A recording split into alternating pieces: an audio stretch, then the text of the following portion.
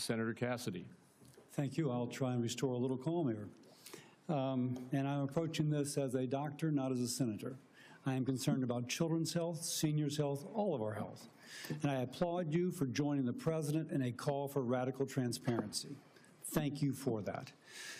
I said yesterday, I believe it, that President Trump deserves a Nobel Prize for Operation Warp Speed. If he had been President Obama, he would have gotten it.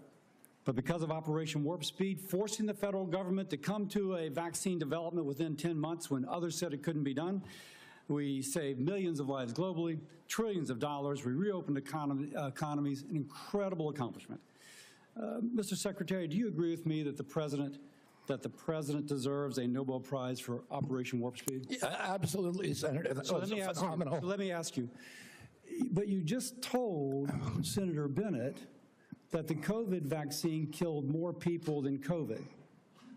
Wait, that was a statement. I did not say that. Okay, then let me ask, because you also were Senator, I just want to make clear, I did not say that. We'll check the record. That's a question of fact.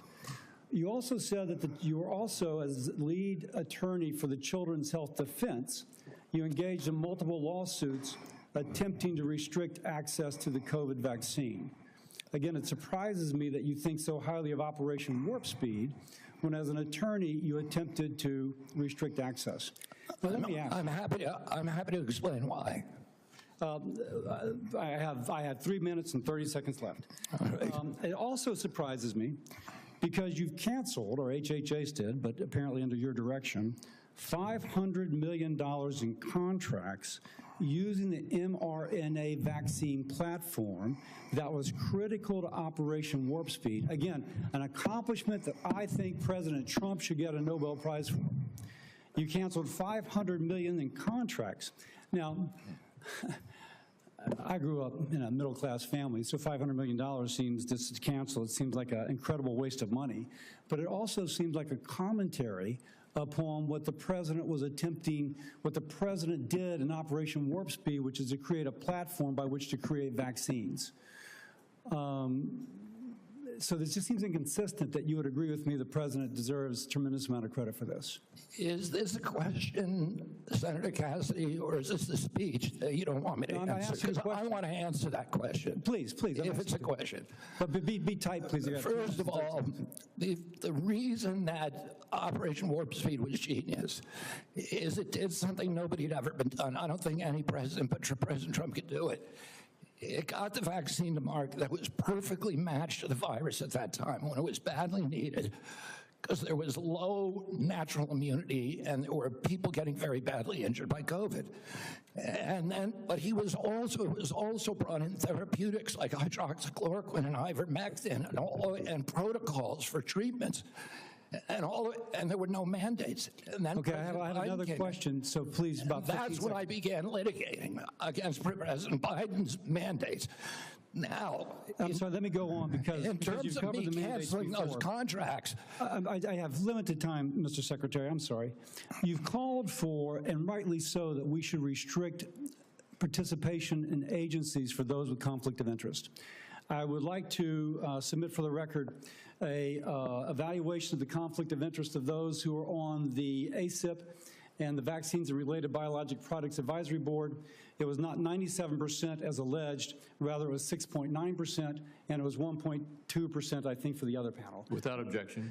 Now, I am concerned, though, because many of those whom you have nominated for the ACIP board, excuse me, can I have my time back? Yes. Yeah. What I am concerned about is that many of those whom you've nominated for ACIP have received revenue as serving as expert witnesses for plaintiffs' attorneys suing vaccine makers. Now, one of my colleagues in another setting alleged that you seem more interested in settlements than science.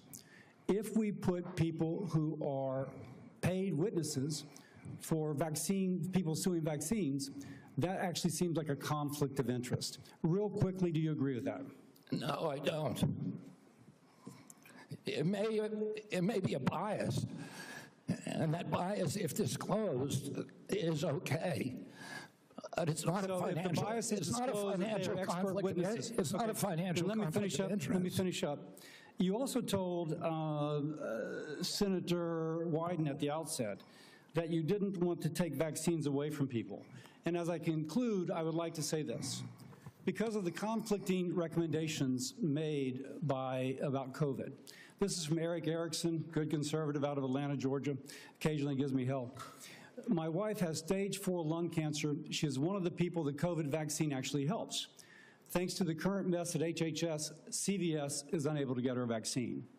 Secondly, an email from a physician friend of mine. Hey, Bill, I'm not even sure what I'm asking you, but we're all confused and concerned about who can get the COVID vaccine. We are having our attorney try and render an opinion, but there's no firm guidance and concern about liability if vaccines are given to a patient who requests it but not on the current CDC list. Pharmacists are requiring a prescription now even for patients over 65, creating a huge headache. I submit these for the record. Without objection. I would say effectively we're denying people vaccine. Senator Cantwell. You're wrong.